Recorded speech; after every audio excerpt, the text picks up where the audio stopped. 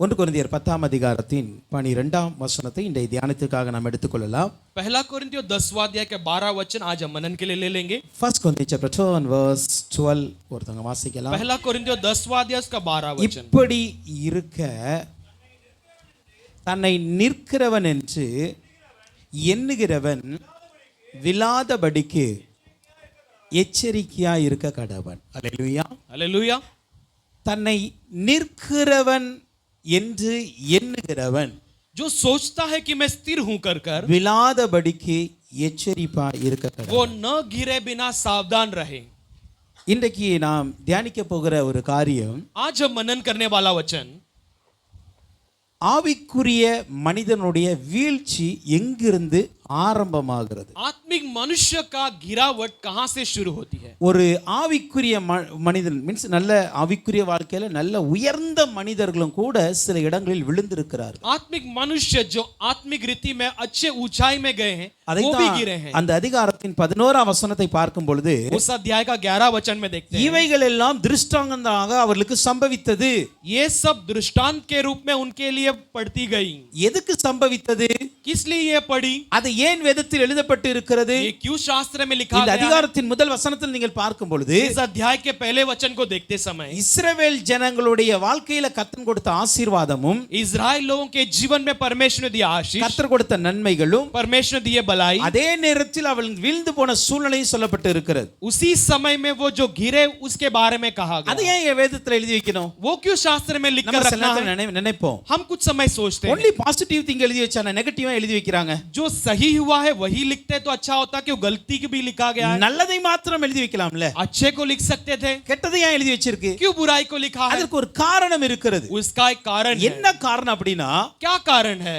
இந்த முடிவு காலத்துல வாழ்கிற நமக்கு எச்சரிப்பு உண்டாகும்படி எழுதப்பட்டு ये இருக்கு. अंतिम दिनों में जिन्हें हमारे लिए एक चेतावनी के रूप में लिखा गया है. வேதத்தில் எந்த ஒரு பகுதியும் இது தேவையில்லை என்று நாம் ஒதுக்க முடியாது. शास्त्र के कोई भी भाग ये नहीं चाहिए ऐसे नहीं टुकरा அதை सकते. எழுதி இருக்கிறவர் ஆவியானவர். उसे लिखा हुआ पवित्र அப்ப आत्मा है. வேதத்துல எல்லா பகுதியும் நமக்கு தேவை என்பதை நாம் புரிந்து तो கொள்ள வேண்டும். शास्त्र के हर एक भाग हमें जरूरी है से समझ लेना है. நீங்கள் வசனத்தை வாசிக்கும் பொழுது आप वचन को पढ़ते समय அது எனக்கு தேவை என்று ஒரு எண்ணத்தோடு வாசிக்க வேண்டும். ये मुझे जरूरी है इस चाहत के साथ पढ़ना है. அப்பொழுதுதான் அந்த வசனத்திலிருந்து கிடைக்க வேண்டிய பலன் நமக்கு கிடைக்கும். तब उस वचन से मिलने वाली फल हमें मिलेगी. அது நம்முடைய வாழ்க்கையில வழிகாட்டுதலா वो இருக்கலாம். हमारे जीवन में मार्गदर्शन அது நம்முடைய बनेगी. வாழ்க்கையில எச்சரிப்பா இருக்கலாம். वो हमारे जीवन में एक सावधानी அது நம்முடைய बनाएगी. வாழ்க்கையில ஆசீர்வாதமா वो இருக்கலாம். हमारे जीवन का आशीष बनेगी. அது நம்முடைய வாழ்க்கையில கண்டிப்பா இருக்கலாம். वो हमारे जीवन को ताड़ना देगी. நம்முடைய வாழ்க்கையில ஆறுதல் கொடுக்கிறதா वो இருக்கலாம். हमारे जीवन को तसल्ली देगी. எல்லா வேளையிலும் எல்லா விதத்திலும் இந்த வேதம் நமக்கு உதவியா இருக்கிறது. हर समय में हर रीति में ये शास्त्र हमारे मददगार है. இப்ப இங்க சொல்லுகிறது अब यहाँ पर कहा இப்படி गया है இருக்கிறதுனால इसलिए ऐसा है तो நம்மை தன் நிற்கிறவன் என்று எண்ணுகிறவன் जो अपने आप को स्थिर हूं समझता है. எத்தனை பேர் ஆவிக்குரிய வாழ்க்கையில நின்னுகிட்டு இருக்கீங்கன்னு நினைக்கிறீங்க? कितने लोग समझते हो मैं आत्मिक जीवन में स्थिर हूं? யாருமே இல்லையா? कोई है नहीं. ஹல்லேலூயா. हालेलुया. ஆவிக்குரிய வாழ்க்கையில आत्मिक जीवन நான் में நின்னுகிட்டு தான் இருக்கிறேன். मैं तो स्थिर हूं. அப்படின்னா நான் விழல. इसका मतलब मैं नहीं गिरा அப்படி हूं. எண்ணுகிறவன் ऐसे सोचने वाला விழாதபடிக்கு எச்சரிக்கையாய் இருக்க न கடவன்.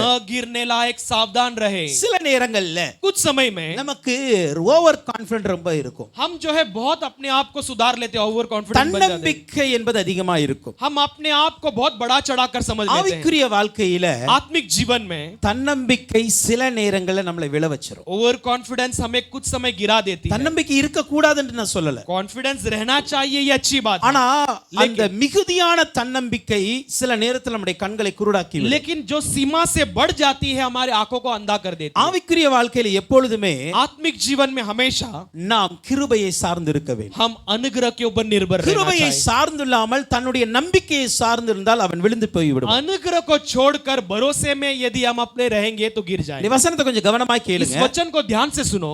இன்றைக்கு எல்லாருக்குமான ஒரு வசனமா இது வரும். आज ये सारे लोगों के लिए वचन बनेगी. பெரியவர்களுக்கு வரும், வாலிபர்களுக்கு வரும், சிறுவர்களுக்கு வரும், ஊழியக்காரர்களுக்கு வரும். बड़ों के लिए होगी, जवानों के लिए, छोटे बच्चों के लिए, सेवकों के लिए, सबके लिए। ஆவிக்குரிய மனிதனுடைய வீழ்ச்சி எந்த இடத்திலிருந்து ஆரம்பிக்கிறது நம்ம அறிஞ்சிட்டோம் அப்படின்னா आत्मिक जीवन मनुष्य का गिरावट कहां से शुरू होती है यदि हम जान लेंगे நாம் तो விழாதபடிக்கு கொஞ்சம் கவனமாய் இருந்து கொள்ளலாம், हम न गिरने लायक थोड़ा सावधान बन जाएंगे, எச்சரிக்கையா இருந்து கொள்ளலாம். थोड़ा चेतावनी बनी रहेगी। அல்லேலூயா. हालेलुया। இன்னைக்கு நாம் தியானிக்க போற சில மனிதர்கள் இருக்காங்க, आज हम मनन करने वाले कुछ मनुष्य हैं, அவங்க பார்க்கும் பொழுது ஸ்பிரிச்சுவல் லைஃப்ல ஆவிக்குரிய வாழ்க்கையில हम उनको आत्मिक जीवन में देखते हैं, அவங்கள மாதிரி பெஸ்ட்னு சொல்லவே முடியாது, அந்த அளவுக்கு உயர்ந்தவர்கள். उनके समान कोई अच्छा हो ही नहीं सकता, इतना ऊंचे हैं। அவங்கள மாதிரி அதற்கு அப்புறம் ஒரு மனுஷன் வாழ்ந்தான்னு கூட சொல்ல முடியாது. उससे भी बढ़कर कोई मनुष्य जिया क्या कहे तो हमारे लिए सवाल அந்த बन जाएगा। அளவுக்கு ஹையஸ்ட் பிளேஸ்ல ஸ்பிரிச்சுவல் லைஃப்ல ஒரு ஹையஸ்ட் லெவல்ல இருந்தவங்க ऐसे आत्मिक जीवन में सबसे ऊंचाई में रहने वाले कुछ लोगों को देखने वाले சில நேரங்களில் விழுந்திருக்கிறார்கள், कुछ समय में वो भी गिरे हैं, சில நேரம் விழுந்திருக்கிறாங்க. कुछ समय वो भी गिर चुके हैं। அதற்கான காரணம் என்ன? उसका कारण क्या है? அவர்கள் எதில் தவறினார்கள்? वो किन बातों में चूक गए हैं? அவருடைய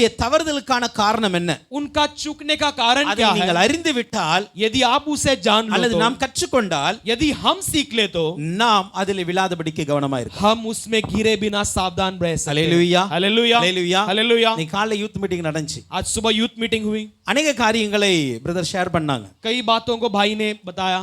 ஆவியானவர் பேசினா இருந்தா நான் சொல்லுவேன், मैं तो कहूंगा पवित्र आत्मा बातें की है, ஏன்னா அவங்க சொன்ன காரியத்தோட ரூட் தான் நான் இப்ப பேச போறேன். क्योंकि उन्होंने जो बातें की उसका जड़ मैं अभी बताने वाला हूं। அல்லேலூயா. हालेलुया।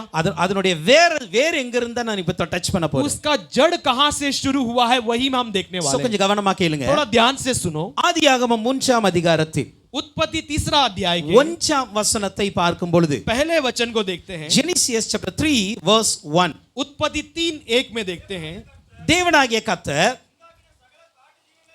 உண்டாக்கின சகல காட்டு ஜீவன்களை பார்க்கிலும் சர்ப்பமானது தந்திரமுள்ளதாய் இருந்தது. அது ஸ்திரீயை நோக்கி, நீங்கள் தோட்டத்தில் உள்ள சகல விருட்சங்களின் கனியையும்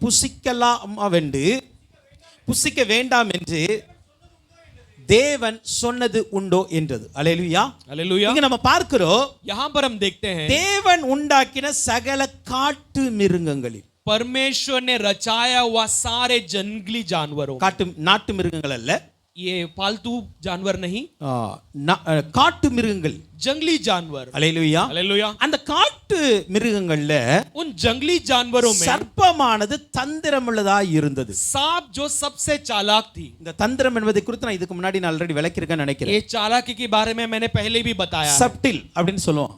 सबटिल कहते हैं। அதற்கு சரியான அர்த்தம் அப்படின்னு பார்க்கும் பொழுது இன்டெலிஜென்ட், उसका सही अर्थ कहे तो बुद्धिमान, அல்லது வைஸ். அதுக்கான சரியான அர்த்தம் நல்ல புத்தி என்று அர்த்தம். या तो अच्छे ज्ञानी, बुद्धिमान। அப்ப இந்த சர்ப்பம் புத்தி உள்ளதா இருந்தது. तो ये सांप बड़ा बुद्धिमान थी। அல்லேலூயா. हालेलुया। இப்போ இந்த புத்திய अब इस बुद्धि को பிசாசு கொஞ்சம் தனக்காக பயன்படுத்த ஆரம்பிச்சான். शैतान अपने लिए थोड़ा इस्तेमाल करता है। அல்லேலூயா. हालेलुया।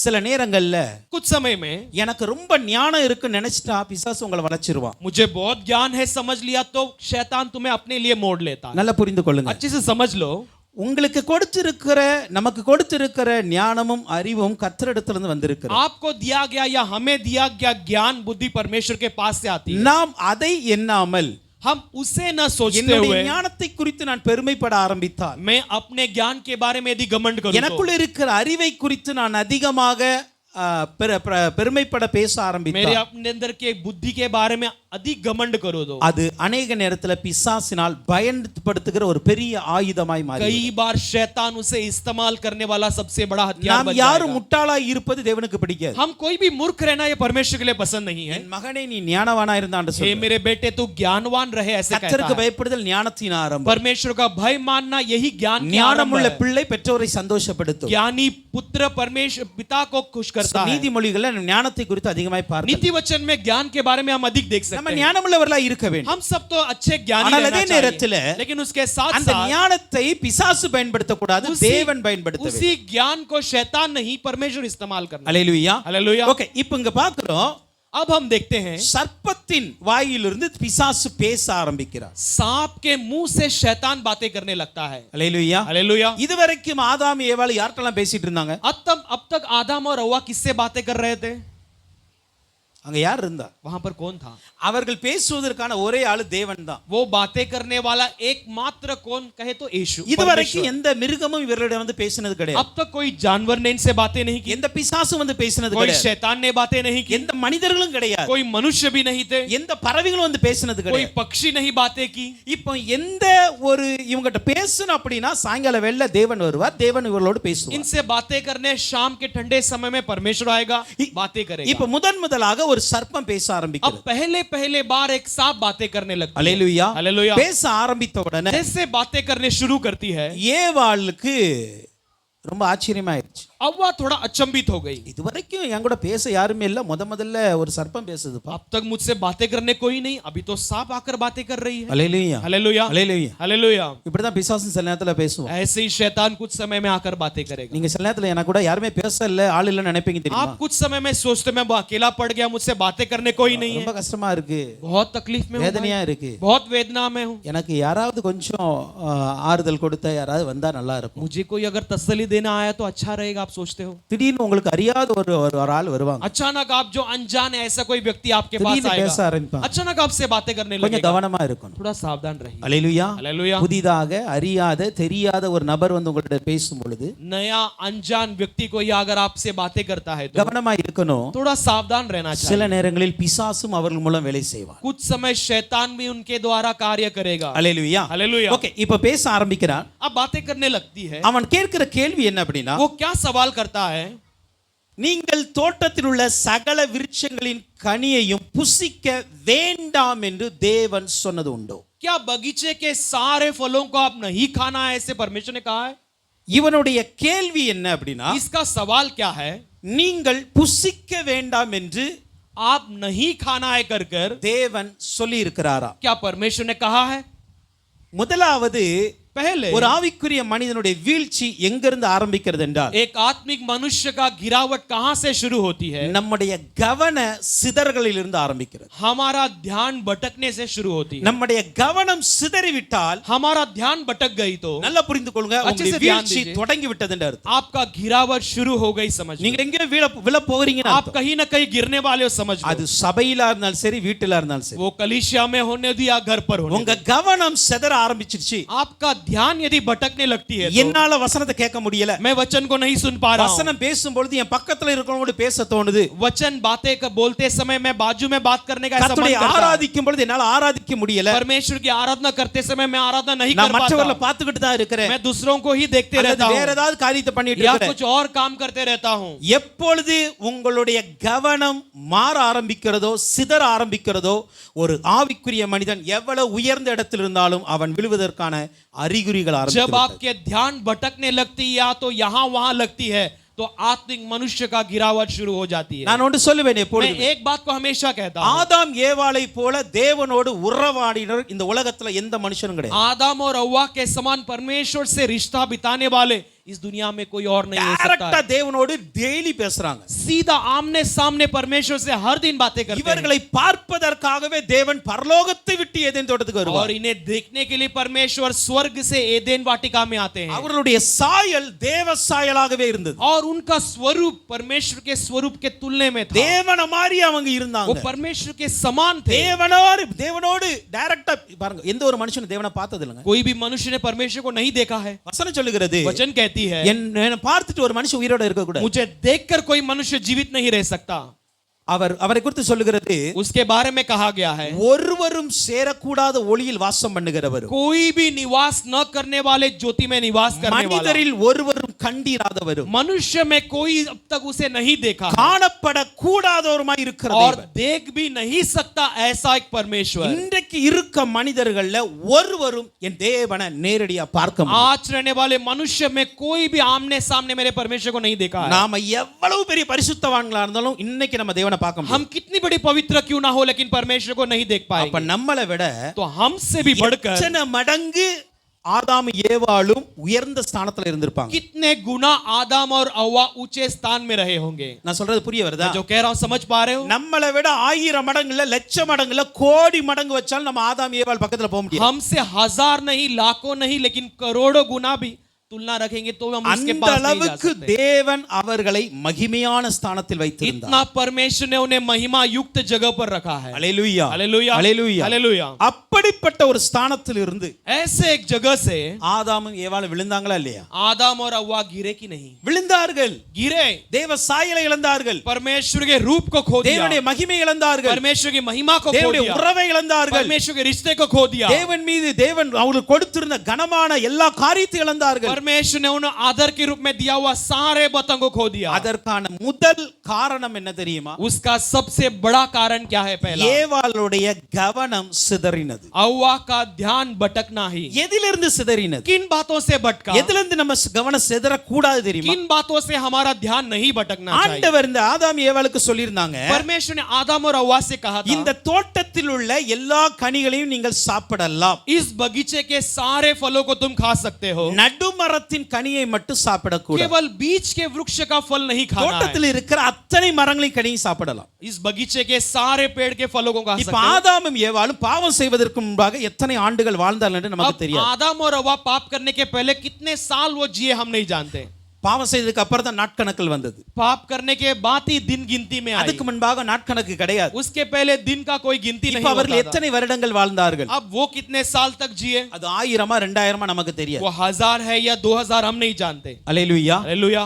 அத்தனை வருடங்கள்ல इतने सालों में ஆதாமும் ஏவாளும் आदम और हव्वा ஒரு நாள் கூட एक भी दिन இந்த நடு மரத்தை குறித்து யோசித்தது கிடையாது. इस बीच के वृक्ष के बारे में कभी नहीं सोचा। ஆண்டவர் சொன்னார் அல்லவா, परमेश्वर ने कहा है, இந்த நடுமரத்தின் கனி நீங்க சாப்பிடக்கூடாது, ये बीच के वृक्ष को नहीं खाना வேற है, எல்லாத்தையும் சாப்பிடலாம். बाकी सब आप खा सकते हो। இத்தனை ஆண்டு காலம் इतने सालों இவர்கள் तक மற்ற கனிகளை பார்ப்பார்கள், புசிப்பார்கள், எல்லாம் பண்ணுவாங்க. ये बाकी के पेड़ों के फलों को देखेंगे, खाएंगे। இந்த நடுமரத்தை கவனத்தில் அவங்க கொண்டு வந்ததே ये கிடையாது. बीच के वृक्ष को कभी अपने ध्यान में नहीं लाए। இன்கேஸ் அப்படி வந்திருந்தா शायद यदि ऐसे आई हो तो என்னைக்காவது தேவன்ட்ட போய் கேள்வி वो கேட்டிருப்பாங்க, कभी ना कभी परमेश्वर के पास सवाल किए இந்த होते, நடுமரத்தின் கனியை நாங்கள் ஏன் சாப்பிடக்கூடாது? ये बीच के पेड़ के वृक्ष के फल को हम क्यों नहीं खाना है? எதற்காய் சாப்பிடக்கூடாது? क्यों नहीं खाना है? அந்த அளவுக்கு அது கெட்ட பழமா क्या इतना बुरा फल है वो? என்று ஆண்டவரிடம் கேள்வி கேட்டிருப்பாங்க. ऐसे परमेश्वर के पास सवाल किए ஆனால் होते। வேதம் அதை குறிப்பிடவே இல்லை. लेकिन शास्त्र उसके बारे में कुछ नहीं कहती। அப்படி என்றால் इसका मतलब நடுமரத்தின் கனியை குறித்து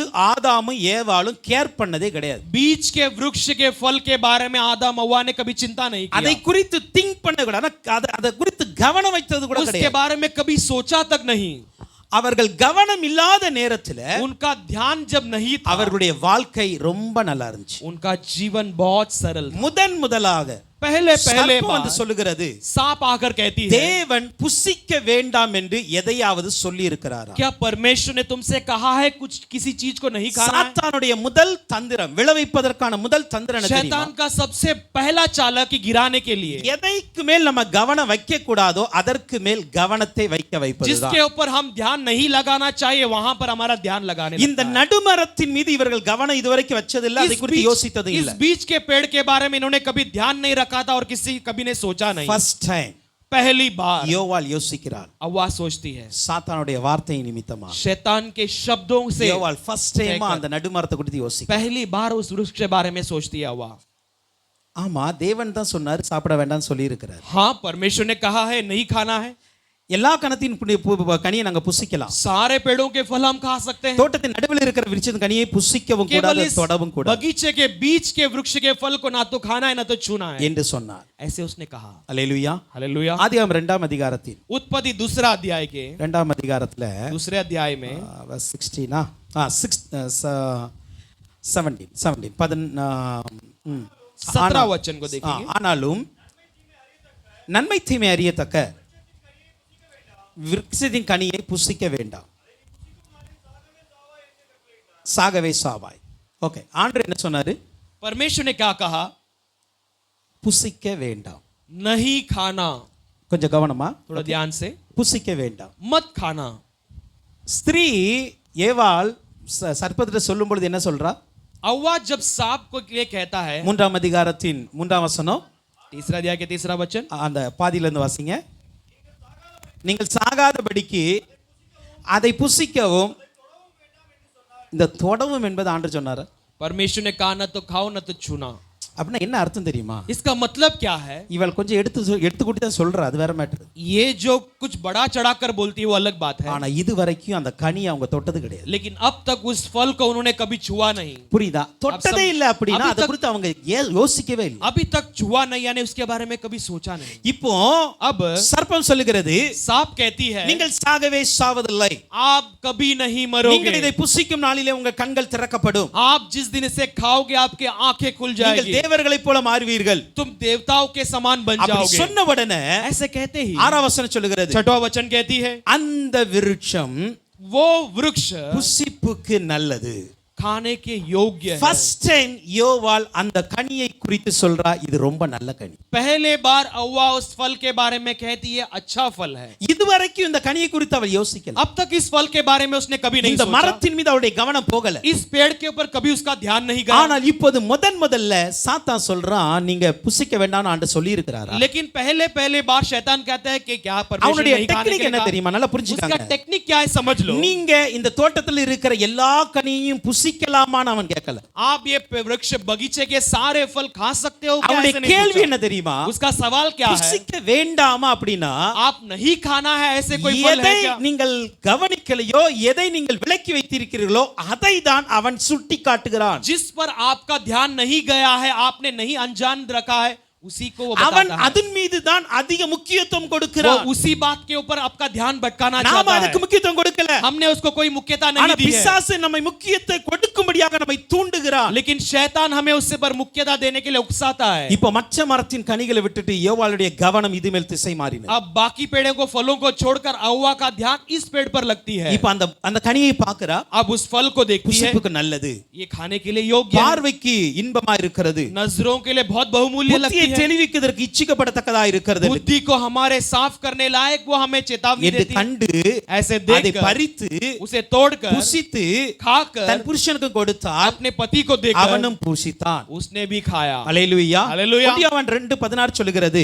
पहला यूहन्ना 2:12 के பிசாசினால் உண்டாகுகிற இச்சைகளை குறித்து சொல்லும் பொழுது, शैतान के बारे में हुआ सारे अभिलाषाओं के बारे ஒன்று में. கண்களின் இச்சை, पहले आंखों की अभिलाषा, மாம்சத்தின் இச்சை, शारीरिक अभिलाषा உலகத்தின் பெருமை. और दुनिया का இந்த घमंड. மூன்றையும் பிசாசு இதற்குள் கொண்டு வந்தான். ये तीनों बातों को शैतान ने इसके अंदर लाया. இந்த கனி புசிப்புக்கு நல்லது, ये फल खाने के योग्य है மாம்சத்தின் இச்சை உள்ளே வந்து விட்டது. और शारीरिक अभिलाषा இந்த अंदर आ கனி गई. பார்க்கிறதுக்கு புத்தியை பார்வைக்கு இன்பமா இருக்கிறது, ये फल देखने के लिए बहुत बहुमूल्य लगती கண்களின் है. இச்சையில வந்துருச்சு, आंखों की अभिलाषा अंदर आ गई புத்தியை है தெளிவிக்க கூடியது, और मनों को साफ करने लायक है ஜீவனத்தின் பெருமை வந்து விட்டது. और जीवन का घमंड अंदर आ இந்த गई. மூன்றையும் பிசாசு உள்ளே விதைத்து ये விட்டார். तीनों को शैतान ने अंदर बो दिया இப்ப है. எதுல இதுவரைக்கும் கவனம் செலுத்தாம இருந்தார்களோ, अब जिन बातों में अब तक इन्होंने ध्यान नहीं அதுல लगाया, கவனம் செலுத்தும் பொழுது उसमें ध्यान लगाते ही பிசாசு என்ன பண்ணான் தெரியுமா? शैतान ने क्या किया? அதை அதிகமாய் பார்க்க வைத்தான், उसे ज्यादा देखने लगा, அதிகமாய் சிந்திக்க வைத்தான், उसके बारे में अधिक सोचने அதை लगा, செய்ய வைத்தான். उसे अधिक करने लगाया. கடைசியில் பாவம் உள்ளே வந்து விட்டது. आखिर में पाप अंदर आ गई. உங்கள் கவனம் சிதறும் பொழுது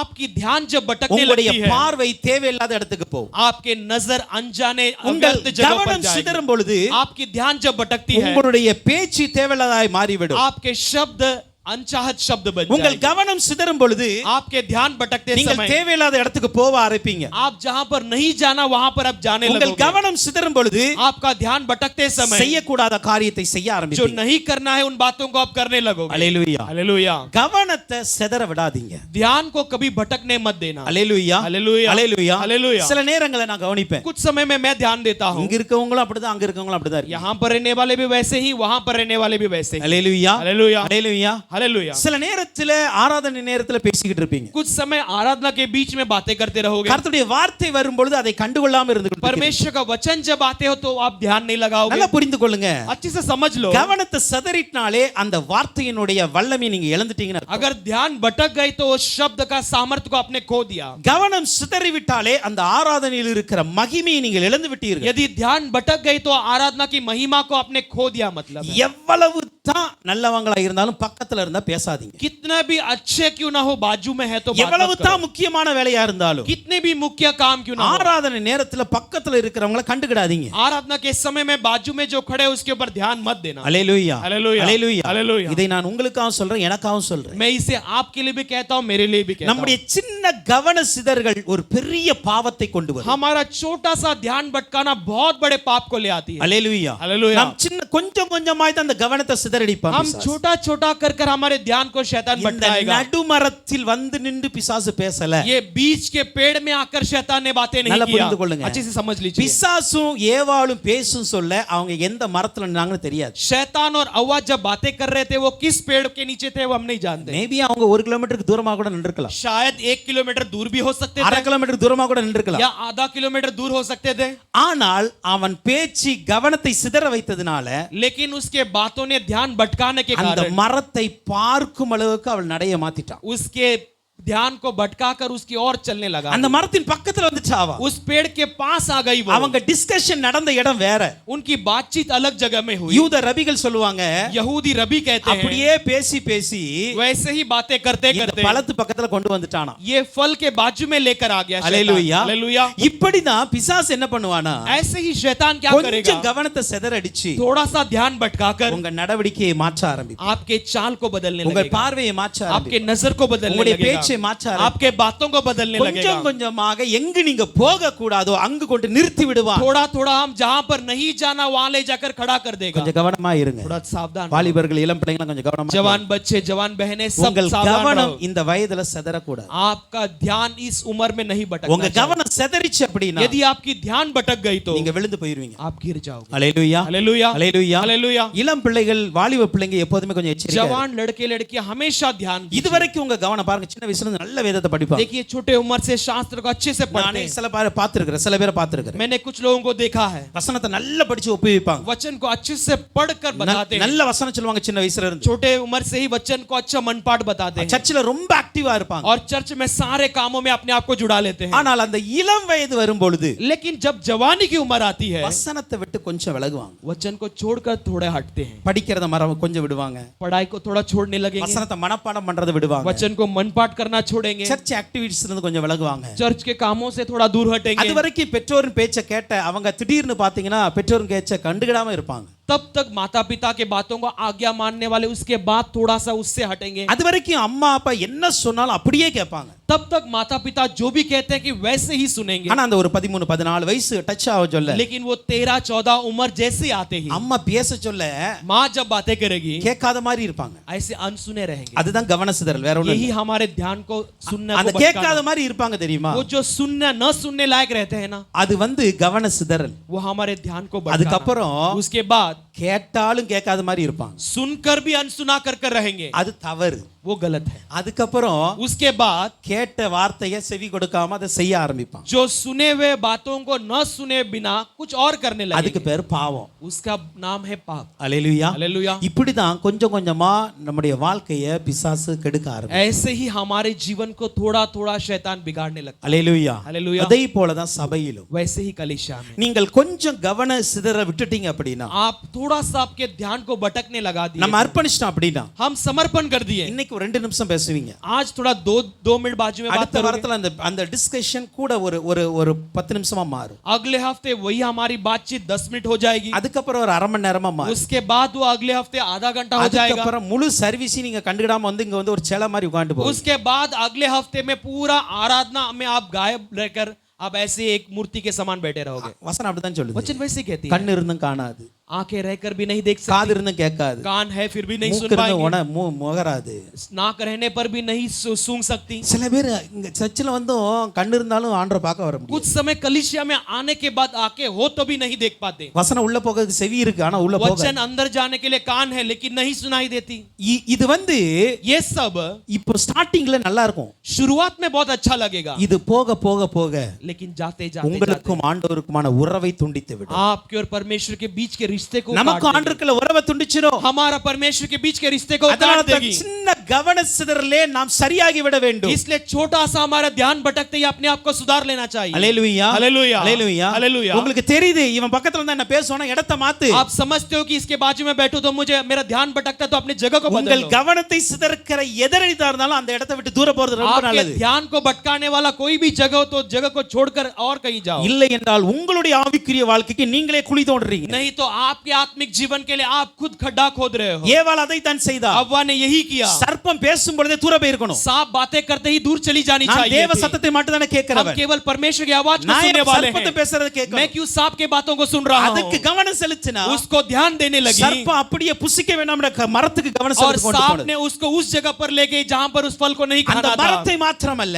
केवल उस पेड़ को அந்த केवल नहीं கனியை குறித்து ஆராய வைத்தது. और उस फल के बारे में और भी जांच पड़ताल करने இதுவரைக்கும் लगी। ஆதாமும் ஏவாளும் அந்த கனி எப்படிப்பட்டதுன்னு தெரியாது. अब तक आदम और हव्वा को फल कैसा है कभी नहीं जानते நோ थे। ரிசர்ச் அங்க சர்ச் பண்ண அவங்க उसके வந்து बारे में ஆராய்ச்சி कभी பண்ணவே இல்ல. कभी जांच पड़ताल नहीं किए இப்போ हैं। முதல்ல சொல்றா अब पहले बार இது वो कहता புசிப்புக்கு है நல்லா இருக்கிறது. ये फल खाने के लिए योग्य பார்வைக்கு है இன்பமா और இருக்கிறது. देखने के लिए बहुत बहुमूल्य है இது எனக்கு புத்தியை தெளிவிக்கிறதா और ये இருக்கிறது. मेरे बुद्धि को साफ करने लायक है। இது ஆராய்ச்சி பண்ண பண்ண इसके बारे में जांच पड़ताल கை करते தானா करते போச்சு. हाथ अपने आप गई, பறிச்சா तोड़ा பறிச்ச பணம் வாய்க்கு போச்சு. तोड़ा हुआ फल मुंह में गई, வாய்க்கு போனது இல்ல मुंह में ही केवल नहीं புருஷனுக்கும் கொடுத்தால் और அவன் पति को भी दिया और उसने भी खाया। இப்ப தான் விழுந்தது காணான்னு அடுத்தவனையும் விழ अब வச்சான். केवल खुद नहीं गिरी और किसी और को भी गिराने लगी। Hallelujah hallelujah hallelujah hallelujah. கொஞ்சம் கவன சிதறல் வராதபடிக்கு ரொம்ப எச்சரிக்கையா थोड़ा இருங்கள். ध्यान को न भटकाते हुए हम थोड़ा सावधान रहें। நீங்கள் கர்த்தரின் சத்தத்தை கவனமாய் கேட்டால் தான் परमेश्वर के आवाज को ध्यान से सुनने पर ही। யாத்ராகமம் 15ஆம் அதிகாரம் 26ஆம் வசனம் சொல்லுகிறது निर्गमन 15 उसका 26 वचन நீங்கள் कहती है। கர்த்தரின் சத்தத்தை கவனமா கேளுங்க. अब परमेश्वर के वचन को ध्यान से सुनो।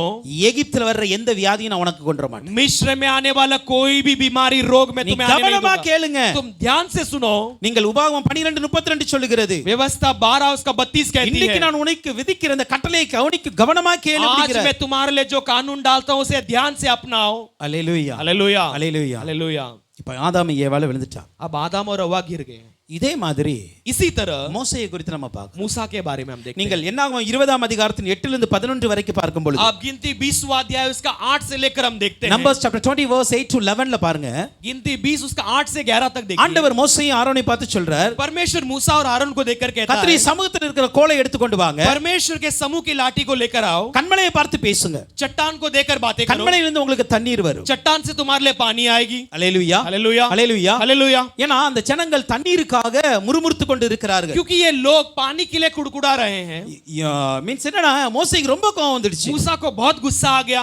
எவ்வளவு நன்மை செஞ்சாலும் இந்த இவங்க நன்றி இல்லாத இருக்கிறாங்களே. कितनी भी भलाई करूं तभी भी ये धन्यवाद के योग्य नहीं है। நானாப்பா தண்ணி கொடுக்க முடியும்? क्या मैं पानी दे सकता தேவன் தான हूं? கொடுக்க முடியும். परमेश्वर ही दे सकता है। இப்போ ஆண்டவருடைய சமூகத்துக்கு வருகிறார்கள். अब परमेश्वर के समूह में आते हैं। ஆண்டவர் ஒரு வார்த்தை சொல்றார். परमेश्वर एक शब्द कहता है। கவன சிதறல் எப்படி செயல்படும் நான் சொல்றேன். ध्यान भटकना कैसे आती है मैं बताता हूं। ஆண்டவர் சொன்னாரு, परमेश्वर ने कहा, சமூகத்திலிருந்து கோலை கொண்டு வா.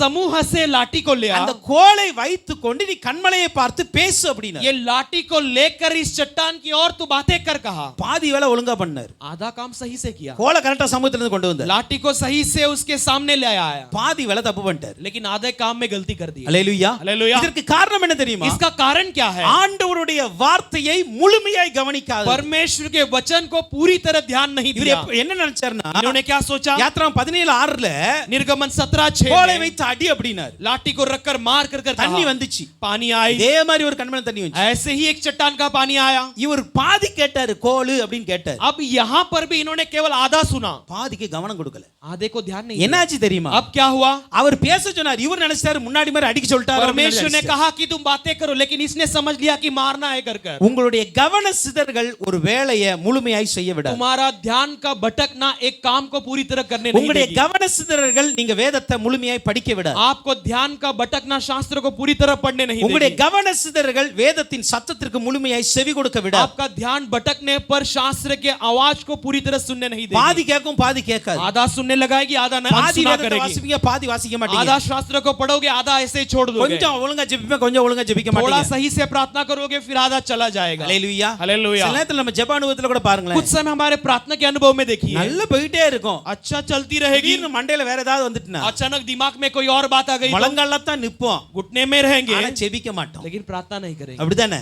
ऐसा ही है ना? அதுக்கு காரணம் என்ன? इसका कारण क्या है? அந்த பிரேயர் டைம்ல கூட ஒரு கவன சிதறலை கொண்டு वो வருது பாருங்க. प्रार्थना के समय में भी हमारे ध्यान को भटकाने लायक कार्य அதுக்கப்புறம் ஒரு आती 10 है। 15 நிமிஷம் ஏதோ சும்மா இருந்த மாதிரி இருக்கும். उसके बाद 10-15 मिनट ऐसे हम चुप बैठे ऐसे लगेगा। அல்லேலூயா. हालेलुया। கவன சிதறல்கள் ஆவிக்குரிய வேலையை ஒழுங்கா செய்ய விடாது. ध्यान का भटकाना आत्मिक बातों को सही से नहीं करने அதனால देती। எப்போதுமே इसीलिए हमेशा கவனத்தை சிதற விடாதீங்க. ध्यान को भटकने मत देना। அல்லேலூயா. हालेलुया। கவனத்தை சிதற விடாதீங்க. ध्यान को भटकने मत देना। எனக்குன்னு வருதுன்னா எனக்கு நான் எடுத்துக்கணும். मेरे लिए यदि आती है तो मैं उसे अपने लिए ले लूं। அடுத்தவங்க எடுக்காங்க எடுக்காம போறாங்க. दूसरे उसके बारे में परवाह करते नहीं करते उसके बारे में அதை मुझे நீங்க चिंता नहीं। கண்டுக்கிடாதீங்க. उसके बारे में परवाह मत करो। இப்போ பிசாசு अब शैतान மோசே இங்க பாருங்க கொஞ்சம் கவன சிதறனால अब यहाँ देखिए मूसा का थोड़ा ध्यान भटका। கண்மலையை பேச சொன்னா அடித்து விட்டார். चट्टान को बातें करने कहा, उसने मार நடந்த दिया। காரியம் என்ன? क्या हुई? 12ஆம் வசனத்துல 12 वचन में ஆண்டு देखिए சொல்றாரு, परमेश्वर कहता है நீங்கள் என்னை பரீட்சை பார்த்து விட்டீர்கள், तुमने मेरी परीक्षा कर ली, என்னை பரிசுத்தம் பண்ணவில்லை. मुझे तुमने पवित्र नहीं किया। ஏங்க கண்மலையை பார்த்து பேச சொன்னது அடிச்சது பரிசுத்த குலைச்சலா? चट्टान को देकर बातें करने कहा और तुम मार गया तो ये क्या पवित्र अपवित्र हो गया? எஸ், हाँ ஆமா. हाँ। கர்த்தருடைய வார்த்தையை நீங்க முழுமையாய் செய்யலன்னா பரிசுத்த குலைச்சல் அது. परमेश्वर के वचन को पूरी तरह नहीं मानोगे तो ये अपवित्र है। என்னைக்கு கர்த்தருடைய வார்த்தைக்கு செவி கொடுக்காமல் போகிறீர்களோ அது பரிசுத்த குலைச்சல்களை கொண்டு जिस வரும். दिन परमेश्वर के वचन को अनसुना करते हो वो तुम्हें अपवित्र बनाती है। இங்க பரிசுத்த குலைச்சல் என்பது விபச்சாரம் அல்ல. ये अपवित्रता यानी कि विभचार नहीं है। பரிசுத்தல் கொள்வது வேசித்தனம் அல்ல. ये अपवित्र यानी कि वेश्या बनना नहीं இங்க है। பரிசுத்த குலைச்சல் என்பது கர்த்தருடைய வார்த்தைக்குரிய கனத்தை கொடுப்பாமல் ये अपवित्र यानी कि परमेश्वर के वचन को आदर नहीं करना। கர்த்தருடைய வார்த்தைக்கு கனம் கொடுக்கவில்லை என்றால் நாம் பரிசுத்த குலைச்சல்களை உண்டாக்கி கொள்கிறோம். परमेश्वर के वचन को आदर नहीं देते हैं तो अपवित्र बनते हैं। அல்லேலூயா. हालेलुया। என்னை நீங்கள் பரிசுத்தம் பண்ணவில்லை அப்படிங்கிற. मुझे तुमने अपवित्र कर दिया कहता என்னை है। நீங்க பரிசுத்தம் பண்ணாதனால मुझे अपवित्र न करने के कारण நீயும் ஆரோனும் கானானுக்குள் போக மாட்டீங்க. तू और आरोन कानान के अंदर प्रवेश नहीं करेंगे। அல்லேலூயா. हालेलुया। கேளுங்க, सुनो, மோசே யாருங்க? मूसा कौन है? இதே மோசேயை பார்த்து ஆண்டவர் சொன்னார், यही मूसा को देखकर परमेश्वर ने कहा, ஹே இவன் தீர்க்கதரிசி மாதிரி இல்ல, तू भविष्यवक्ताओं के समान नहीं है। முகமுகமாய் பேசுவேன், तू आमने सामने रूबरू बातें करेगा। பிரத்யட்சமாய் பேசுவேன், तू रूबरू बातें करेगा। உங்கள மாதிரி கிடையாது. दूसरों के बारे में नहीं, இந்த जैसा மோசேயை नहीं। குறித்து அப்படிதான் ஆண்டவர் சாட்சி ये கொடுத்தார். मूसा के बारे में परमेश्वर ने ऐसा ही गवाही அவன் दिया। என் வீட்டில் எங்கும் உண்மையுள்ளவன். ये मेरे घर पर हर जगह में सच्चा है। ஹalleluya. हालेलुया। ஸ்பிரிச்சுவல் லைஃப்ல மோசே இஸ் தி ஹையஸ்ட் பிளேஸ்ல இருக்கிறார். आत्मिक जीवन में मूसा सबसे ऊंचे स्थान में है। ஹalleluya. हालेलुया। ஆனால் அவர்தான் கீழே விழுகிறார். लेकिन वही नीचे गिर எங்க जाता கீழே है। விழுந்தார்? कहां पर गिर गया? மேரிபாவின் தண்ணீர் அண்டையில என்னை பரீட்சை பார்த்ததினால் मेरी बा के उस सोते के जगह में तूने मेरी परीक्षा ஆண்டவர் कर ली சொன்னாரு, इसलिए। நீங்கள் இந்த தேசத்திற்குள் போக மாட்டீர்கள். तुम इस देश के अंदर नहीं जाओगे कहता है। என்னாகமம் 20ஆம் அதிகாரம் கடைசியில ஆரோன் மரித்து விடுகிறார். गिनती 20वां अध्याय के आखिर में हारून मर जाता है। அடுத்து கொஞ்ச நாள்ல பார்க்கும் பொழுது आगे कुछ दिनों में देखते हैं ஆண்டவர் மோசேயை கூப்பிடுறாரு, परमेश्वर मूसा को बुलाते हैं। தேசம் பக்கத்துல வந்துட்டு பா, देश बहुत निकट आ गई है, ஆனா நீ உள்ள போக கூடாது. लेकिन तू अंदर नहीं நீ जा பார்க்க सकता। முடியும், तू देख सकता है, கிடைக்காது. लेकिन नहीं मिलेगा। ஹalleluya. हालेलुया। ஆவிக்குரிய வாழ்க்கையில கொஞ்சம் கவன சிதறல் என்ன நடந்துச்சு தெரியுமா? आत्मिक जीवन में थोड़ा सा ध्यान भटकाने का क्या परिणाम? கானானை பார்க்க முடிகிறது, போக முடியல. कानान को देख सकता है लेकिन अंदर प्रवेश नहीं कर हालेलुया। सकता। हालेलुया। எத்தனை பேர் பரலோகத்தை பார்த்துட்டு மட்டும் சந்தோஷப்பட போறீங்க? कितने लोग स्वर्ग को केवल देखकर खुशी मनाने वाले हो? உள்ள போணுமா வேண்டாமா? अंदर जाना है कि உள்ள नहीं? போனா கவனமா இருக்கணும். अंदर जाना है तो ध्यान देना चाहिए। ஹalleluya. हालेलुया। கவனமா இல்லனா பாப்பீங்க, உள்ள போக விட மாட்டார் ஆண்டவர். अगर सावधान नहीं रहोगे तो परमेश्वर अंदर आने नहीं ஆண்டவர் देगा। சொல்ல நிபமலையின் மேல ஏறு, परमेश्वर कहता है कि इस पर्वत पर चढ़, கானான் தேசத்தை சுத்தி சுத்தி பாரு, कानान देश को घूम घूम कर दे, எல்லாத்தையும் நான் உனக்கு காட்டுவேன். मैं सब कुछ तुझे दिखाऊंगा। ஆனா உள்ள போக மாட்டே நீ. लेकिन तू अंदर नहीं जाएगा। ஹalleluya. हालेलुया। ஹalleluya. हालेलुया। சின்ன கவன சிதறல்கள் एक छोटा सा ध्यान भटकाना மோசேயை கானானுக்குள் போக விடாமல் பண்ணி मूसा को कानान के अंदर जाने से रोक दी। ஆதாம் ஏவாளை ஏதேன் தோட்டத்தில் வெளியே அனுப்பி விட்டார். आदम और हव्वा को एदेन वाटिका से बाहर भगा दिया। சோ கவனத்தை சிதற விடாதீங்க. इसलिए अपने ध्यान को कभी உங்கள் भटकने मत கவனம் देना। எந்த அளவுக்கு சீராய் இருக்கிறதோ आपका ध्यान जितना स्थिर रहती है அப்பொழுதுதான் உங்க ஆவிக்குரிய வாழ்க்கை சரியா இருக்கும். आपका आत्मिक जीवन भी स्थिर रहेगा। இரண்டாவது ஒரு ரீசன் பார்க்கலாம். दूसरा एक कारण को 2 देखेंगे। சாமுவேல் 11ஆம் அதிகாரத்தில் दूसरा सामुएल 11वें अध्याय के 1ஆம் வசனத்தை பார்க்கும் பொழுது पहला वचन को देखते हैं। தாவீது என்கிற மனிதரை குறித்து பார்க்கிறோம். दाऊद नाम के मनुष्य के बारे में देखते हैं। 2 சாமுவேல் chapter 11 வாசிங்க மறுவருஷம். ராஜாக்கள் யுத்தத்துக்கு புறப்படும் காலம் வந்தபோது தாவீது யோவாபையும் அவனோடு கூட தன் சேவகரையும் இஸ்ரவேல் அனைத்தையும் அம்மோன் புத்திரர் அழிக்கவும் அனுப்பினான். தாவீதோ எருசலேமில் இருந்து விட்டான். அல்லேலூயா. हालेलुया। இங்க கேளுங்க, यहाँ पर ध्यान दीजिए, வசனம் சொல்லுகிறது वचन कहता है மறு வருஷம் अगले साल ராஜாக்கள் யுத்தத்திற்கு போகும் காலம் வந்தபோது, राजाएं जब युद्ध के लिए जाने वाला समय आया, அப்போனா அந்த காலத்துல इसका मतलब उन दिनों में ராஜாக்கள் 365 நாளும் போய் சண்டை போட்டுட்டு இருக்க மாட்டாங்க. राजा 365 दिन जाकर लड़ते नहीं रहेंगे। நினைச்ச நேரம்லாம் சண்டை போட மாட்டாங்க. जब सोचा तभी जाके लड़ाई किया, ऐसा नहीं। இந்த ரெய்னி சீசன், இந்த மழை சீசன், குளிர் காலத்துல சண்டைக்கு யுத்தம் நடக்காது. ये बरसात के दिनों में, ठंडी के दिनों में युद्ध नहीं। ஒரு நாட்டின் மீது யுத்தம் தொடுக்க வேண்டும் என்றால் किसी देश के ऊपर युद्ध करना இந்த है तो மழை காலங்கள்ல, அதே போல குளிர் காலங்கள்ல போக மாட்டாங்க. ये बरसात के दिनों में, ठंडी के दिनों में वो युद्ध के लिए नहीं அது जाते। இவங்களுக்கும் பாதிப்பு, அவங்களுக்கும் பாதிப்பு. इनके लिए भी हानि है, उनके लिए भी हानि है। அப்ப அந்த விண்டர் சீசன் அந்த காலத்துல தான் இந்த வசந்த காலங்கள்ல, ये இந்த ठंडी के நார்மலா दिनों இருக்க में, காலங்கள்ல தான் இவங்க என்ன பண்ணுவாங்கன்னா யுத்தத்துக்கு போவாங்க. ये जो नॉर्मल दिनों में ही ये युद्ध के लिए जाते थे। இப்போ ராஜாக்கள் யுத்தத்துக்கு போகும் காலம் வந்தபோது, अब जब वो दिन आए जब राजाएं युद्ध के लिए जाना இப்போ चाहिए, தாவீது என்ன பண்ணிட்டாரு? दाऊद ने क्या किया? யோவாப் அனுப்பிட்டு உட்கார்ந்துட்டார். योआब को युद्ध के लिए भेजकर ये घर पर बैठ गया। வசனம் சொல்லுகிறது மறு வருஷம். वचन कहती है अगले அப்ப साल। மறு வருஷம்னா அதுக்கு முந்தின வருஷம் என்ன நடந்திருக்கு? अगले साल यानी उसके पहले साल क्या हुआ? 10ஆம் அதிகாரத்துல நீங்க வாசித்தீங்கன்னா 10वें अध्याय में आप இந்த पढ़ोगे तो அம்மோன் ராஜா யுத்தத்துக்கு வருகிறார். ये अम्मोन राजा युद्ध के लिए आता है। இந்த யுத்தம் எப்படி நடந்துச்சுன்னா, ये युद्ध कैसे होती है? அந்த ராஜா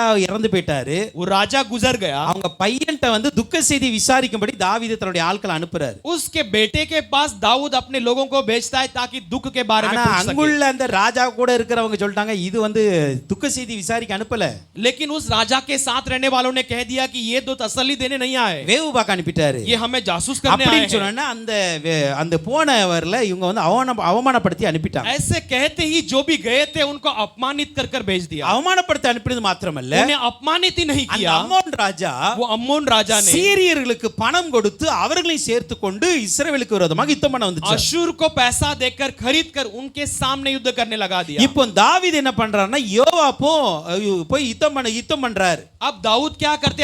योआब के साथ जाकर युद्ध करता है। அங்க யோவாப் அனுப்புறாரு முதலாவது. पहले योआब को भेजता है, அவங்க போய் யுத்தம் பண்றாங்க. அபிஷாய் யோவாப் போறாங்க. अबीसाय और योआब जाकर युद्ध करते हैं। அவங்க ரெண்டு பேரும் யுத்தம் பண்ண சொல்ல, ये दोनों युद्ध करते அந்த समय அம்மோன் புத்திரரும் சீரியர் புத்திரரும் என்ன பண்றாங்கன்னா ஜெயிக்க முடியல.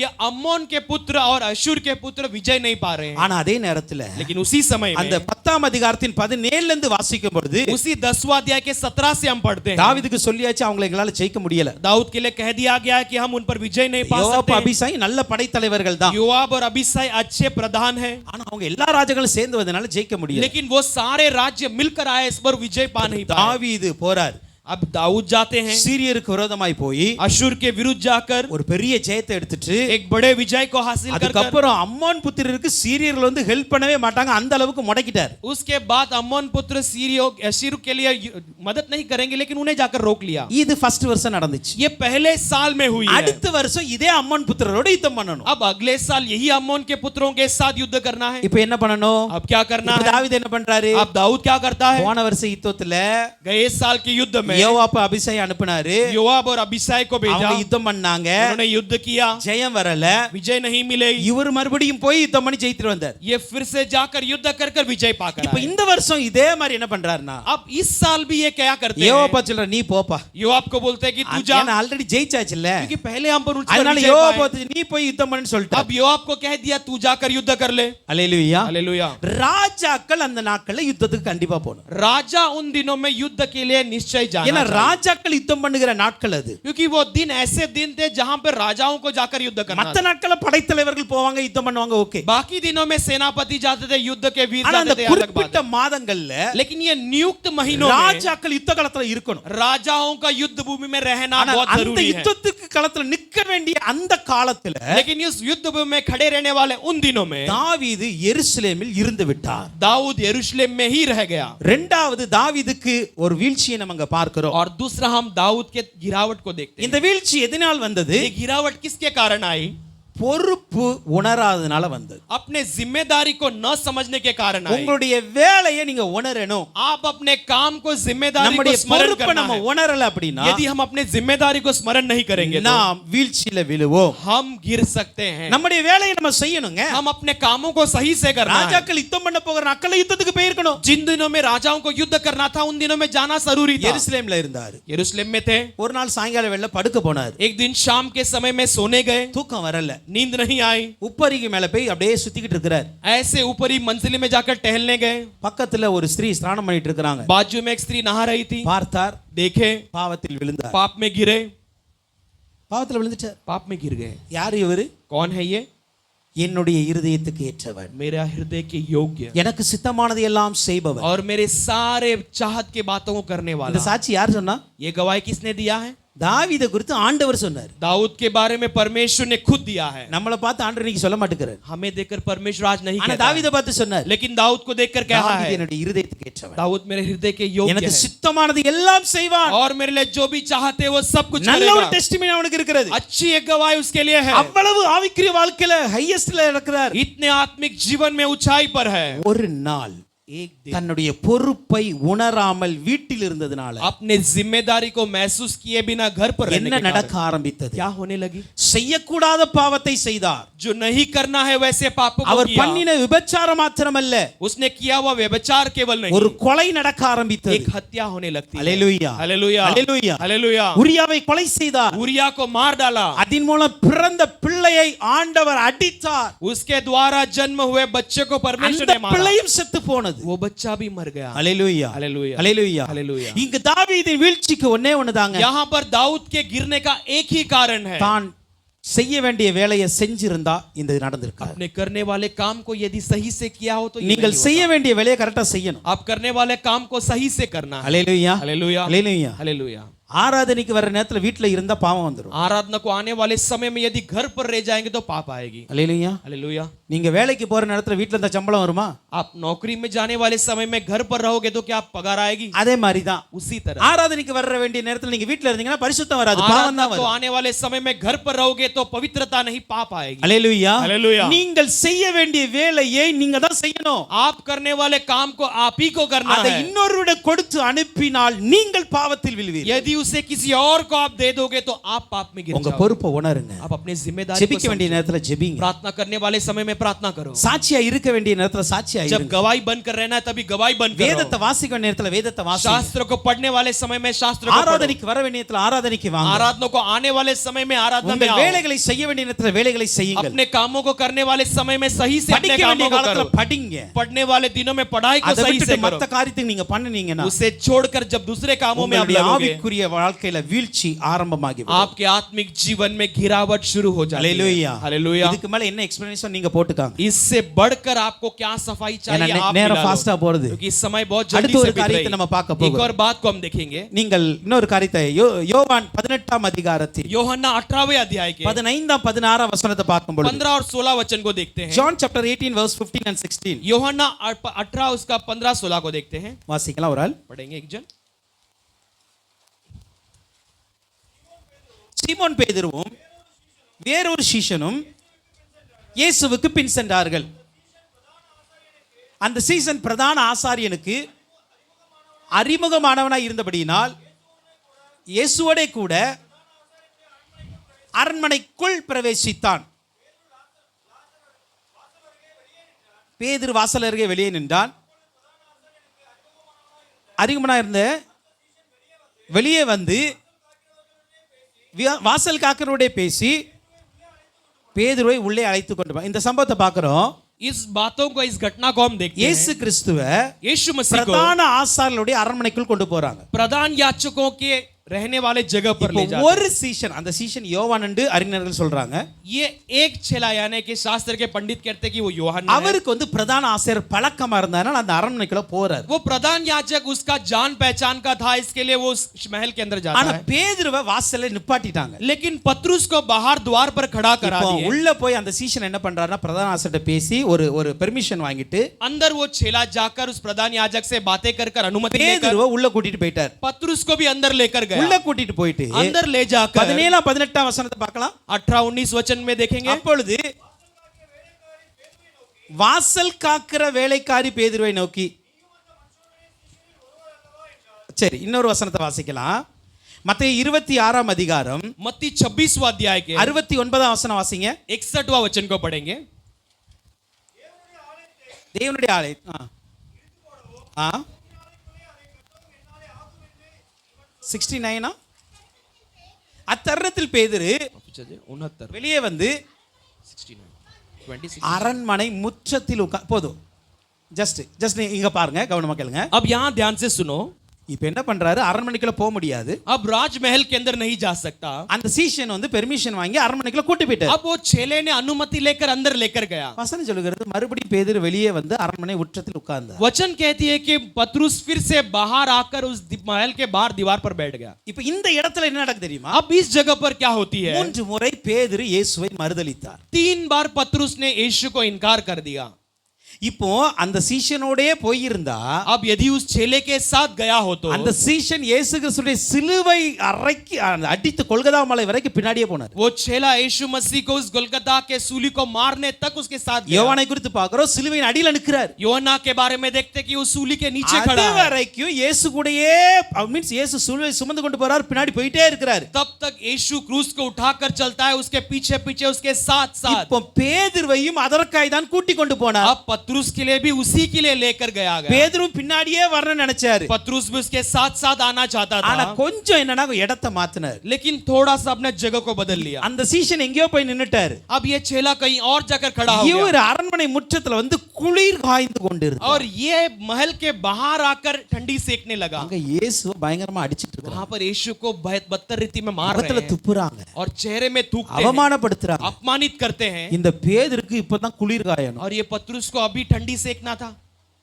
நல்லா புரிந்து கொள்ளுங்க. अच्छे से समझ लीजिए. அந்த இடத்தில் அந்த சீஷனோடு பேதுரு நின்று இருந்தால் மறுதலிக்க மாட்டார். अगर उस जगह पर उस चेले के साथ यदि पतरुस खड़ा हुआ तो वो அந்த इनकार नहीं சீஷன் किया. பேதுருவை கையோட கூட்டிட்டு போறாங்க. உள்ள போக முடியாது, பெர்மிஷன் வாங்கி கூட்டி போறாரு. वो पतरुस अंदर नहीं जा सकता, लेकिन वो चेला अनुमति लेकर उसे साथ ले जाता ஆனா है. பேதுரு உள்ள போய் அந்த சீஷனை விட்டுட்டு மறு இடத்துக்கு लेकिन வந்துட்டார். पतरुस अंदर जाकर फिर से उस चेले को छोड़कर बाहर आ இப்ப गया. சேவர்கள்லாம் நல்லா தூய மூட்டி குளிர் காய்ந்து கொண்டிருக்காங்க. அங்க வந்து अब உட்கார்றாரு. सारे पहरेदार बाहर आग लगाकर आग सेक रहे हैं. அங்கதான் என்ன நடந்தது தெரியுமா? वहां पर क्या हुई? பேதுரு இயேசுவை 3 முறை மறுதலித்தார். पतरुस ने यीशु को 3 बार इनकार कर दिया. ஒரு மனிதனுடைய வீழ்ச்சி எங்க ஆரம்பமாகுது एक தெரியுமா? मनुष्य का गिरावट कहां पर शुरू होती है? இருக்க வேண்டிய இடத்தை விட்டுட்டு வேற இடத்துல இருந்தீங்கன்னா விழுந்து போயிருவீங்க. रहने वाले जगह को छोड़कर किसी और पर जगह पर அந்த रहोगे तो गिर சீஷனோடு जाओगे. நீ சிலுவை பின்னாடி போயிருந்தா மறுதலிச்சிருக்க यदि மாட்டாய். उस चेले के साथ क्रूस के पीछे पीछे गया हो तो इनकार नहीं किया होता. இயேசுவோடு பின்னாடி போயிருந்திருக்கணும். यीशु के पीछे पीछे हो ஆனா लेना இவர் चाहिए இப்பதான் था. குளிர் காயின்னு போய் உட்கார்ந்தாரு தெரியுமா? लेकिन ये अब जाकर आग सेकने के लिए बैठा है. அங்குதான் மறுதலிக்க ஆரம்பித்தார். वहां पर वो इनकार करने लग இவர் गया. யார் தெரியுமா? ये कौन है जानते हो? கொஞ்ச நேரத்துக்கு முன்னாடி தான் சொன்னாரு, थोड़े देर के पहले कहा था, என் ஜீவன் போனாலும் உம்மை மறுதலிக்க மாட்டேன். मेरा जीवन चला भी जाए तो मैं इनकार नहीं உம்மை விட்டு நான் करूंगा. பின்வாங்க மாட்டேன். मुझे तुझे छोड़कर पीछे नहीं அந்த அளவுக்கு हटूंगा. வைராக்கியம் இருந்தவர்தான். इतना झील के साथ रहने वाला. அல்லேலூயா. हालेलुया. பேதுருவை ஆண்டவர் சபையின் தலையாய் கல்லாய் மாற்றி இருக்கிறார். पतरुस को परमेश्वर ने कलीसिया का चट्टान स्थिर ஆவிக்குரிய बनाया. வாழ்க்கையில பேதுரு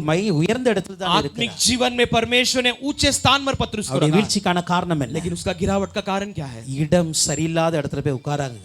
जो सही जगह नहीं है वहां पर जाकर बैठा है. மற்றவங்க குளிர்கார இடத்துல நீங்க குளிர்காய ஆரம்பிக்காது. बाकी जहां पर आग सेकते हैं वहां पर तुम्हारा काम नहीं है. மற்றவங்க என்டர்டெயின் பண்ற இடத்துல நீங்க என்டர்டெயின் பண்ண போகாதீங்க. जहां पर दूसरे अपने मजा लेते हैं वहां पर तुम्हारा जाना जरूरी नहीं. மற்றவங்க நல்ல என்ஜாய் பண்ற இடத்துல நீங்க என்ஜாய் பண்ண வேண்டிய போய் அவசியம் जहां இல்ல. पर जुना बाकी अपना सारे मजाक करते हैं वहां पर तुम्हें जाने की अनुमति नहीं. உங்களுக்கென்று ஒரு இடம் இருக்கிறது. तुम्हारे लिए एक जगह है. உங்களுக்கென்று ஒரு இடம் இருக்கிறது. तुम्हारे लिए एक जगह है. அந்த இடத்தை விட்டு நீங்கள் மாறிவிட்டால் உங்கள் வாழ்க்கையில் பாவம் வர ஆரம்பிக்கும். यदि उस जगह से तुम बदल गए तो तुम्हारे जीवन में पाप आने உங்கள் लगेगा. வாழ்க்கையில் ஆவிக்குரிய வீழ்ச்சி தொடங்க ஆரம்பித்து तुम्हारे விடும். जीवन में आत्मिक गिरावट का शुरुआत है. समझ இந்த लो. பேதுருக்கு ஆல்ரெடி தெரியும். ये पतरुस पहले से जानता பேதுரு நீ है. 3 முறை மறுதலிப்ப. ये पतरुस तू 3 बार इनकार करेगा. பேதுரு என்ன பண்ணி இருக்கணும்? तो पतरुस क्या करना அந்த चाहिए था? குளிர் காய்ந்து கொண்டிருந்த இடத்துக்கு முதல்ல போயிருக்க கூடாது. वो आग सेकने वाली जगह पर पहले नहीं जाना चाहिए. சரி ஓகே போனாரு. ठीक है वो चला गया. முதல்ல ஒரு ஸ்திரீ வந்து கேக்குறா. पहले एक स्त्री आकर पूछती அவரோட है, கூட தான் இருந்தாரு. तुम तो उसके साथ थे இந்த ना। கேள்வி கேட்ட உடனே பேதுரு புரிந்து கொண்டிருக்க வேண்டும் நமக்கு ஒரு பிரச்சனைங்க இருக்கு ये அப்படின்னு. सवाल पूछते ही पतरस समझ लेना चाहे तो हमारे लिए यहाँ पर कुछ आपत्ति है। அங்கிருந்து விலகி தூர போய் இருக்கணும். वहां से वो दूर हटकर जा सकता था। அவர் என்ன பண்ணார் தெரியுமா? उसने क्या किया? இல்லன்னு சொல்லிட்டு மறுபடியும் அங்கே தான் இருந்தார். नहीं कहकर वहीं पर फिर से बैठ गया।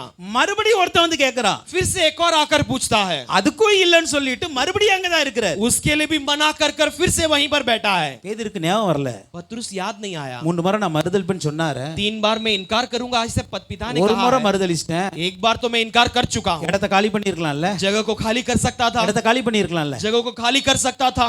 இல்ல அங்கதான் இருந்தாரு. नहीं वहीं पर थे। 3 முறையும் ஒரே இடத்தில் நின்று அதே இடத்துல தான் மறுதலிக்கிறார். तीनों बार एक ही जगह पर वहीं पर रहकर इनकार करता है। சில நேரத்துல நீங்கள் இடங்களுக்கு தவறாய் போகும்போது, कुछ समय में आप गलती से किसी जगह पर தவறான नहीं जाना है। இடங்களுக்கு போகும்பொழுது गलत जगह पर जब आप जाते हो, ஆண்டவர் உங்களுக்கு சில காரியங்களை எச்சரிப்பாய் கொடுப்பார். परमेश्वर तुम्हारे लिए कुछ बातों को सावधानी के रूप में அந்த देगा। இடத்துல இருந்து காலி பண்ணிரணும். उस जगह को खाली करना அந்த जरूरी है। இடத்தை நீங்க விட்டு தூர வந்துரணும். उस जगह कर दूर हटकर आना அப்படி जरूरी தூர है। வரவில்லை என்னால் ऐसे यदि हम दूर नहीं வசனம் हटेंगे तो சொல்லுகிற அடிக்கடி கடிந்து கொள்ளப்பட்டும் वचन कहेगी कि बारंबार आपको कहा जाने पर தன் भी பிடரியை நீங்க செய்யினா அவர் சகாயம் பண்ணி செத்துருவார். அவர் அடிச்சிருவார் வேற. परमेश्वर मार देगा कहा। அல்லேலூயா. हालेलुया। சோ கவனமா இருங்க. ध्यान दो, உங்கள் இடங்கள் எது, தகுதியான இடம் எது நீங்க புரிந்து கொள்ளணும். आपके लिए योग्य जगह क्या है इसे தகுதி समझना இல்லாத जरूरी है। இடத்துல உட்கார்ந்தா ஆவிக்குரிய வாழ்க்கையில வீழ்ச்சி ஆரம்பமாய். जो काबिल नहीं ऐसे जगह पर बैठने पर आत्मिक जीवन में சோ गिरावट மற்ற आएगी। காரியங்கள் இன்னொரு நாள் கர்த்தருக்கு சித்தம் இருந்தால் பார்க்கலாம். बाकी बातों को परमेश्वर की इच्छा हो तो एक और दिन 3 देखेंगे। காரியங்களை இங்க நம்ம பார்த்திருக்கோம். 3 बातों को हमने आज देखा है। கவனம் சிதறக்கூடாது. हमारा ध्यान नहीं அதுதான் भटकना है। ஆவிக்குரிய வாழ்க்கையின் முதல் வீழ்ச்சி. यही आत्मिक जीवन का पहला गिरावट है। உங்கள் பொறுப்பை உணர்ந்து செயல்பட வேண்டும். अपने जिम्मेदारी को समझकर अपने कामों உங்க को कीजिए। பொறுப்புல உங்க வேலையில நீங்க கரெக்ட்டா இருங்க. अपने कामों में अपने जिम्मेदारी में आप सही रहो। மூன்றாவது, तीसरा, தேவையில்லாத இடத்துக்கு போகாதீங்க. अनचाहत जगह पर मत जाओ। அந்த இடங்களுக்கு போகுது சந்தோஷமா இருந்தாலும் பின்னாட்கள் அது உங்களுக்கு शायद उन जगहों में பாதிப்பாய் जाना மாறிவிடும். आपके लिए आनंद हो तो भी आने वाले दिनों में हालेलुया। आपके लिए हानि हो சோ सकती இந்த है। 3 காரியங்கள்ல நம்ம கொஞ்சம் ஒப்பு கொடுப்போம். तो ये 3 बातों में अपने आप को समर्पण करेंगे। கர்த்தருக்குடி வைத்திருக்கிற ஆவிக்குரிய நிலையில परमेश्वर ने रखा हुआ आत्मिक स्थिति में கடைசி வரைக்கும் விழாமல் ஒழுங்கா இருக்கும். आखिर तक गिरे बिना स्थिर रहेंगे। கர்த்தர் நம்மை ஆசீர்வதிப்பார். परमेश्वर ही आपको ஒரு आशीष நாம करेगा। எல்லாம் எழுப்பி आइए हम सब खड़े होकर கர்த்தருக்கு ஒப்பு கொடுக்க परमेश्वर के पास समर्पण करने वाले हैं।